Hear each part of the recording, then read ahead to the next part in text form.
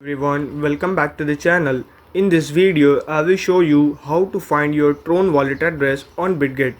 I will also explain the correct network to choose so you don't lose your funds. Before we begin, make sure to like the video and subscribe to the channel for more crypto related videos. The first thing you need to do is to open your Bitget application. After logging in, at the bottom right corner, click on the Exit tab. Now click on the deposit button. Now again click on the deposit crypto button. In the search bar, type TRX or scroll through the list to find Tron.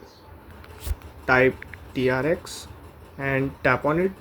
Tron operates on its own network called TRC20, which is fast and has very low fees. Make sure the network is set to TRC20 before you copy your wallet address, or you will lose your all funds. Once you have selected TRC20, your Tron wallet address and QR code will appear.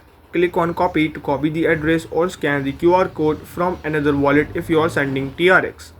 And that's it. Now you know how to find your Tron wallet address on Bitget. If you found this helpful, make sure to like the video and subscribe to the channel for more crypto related videos.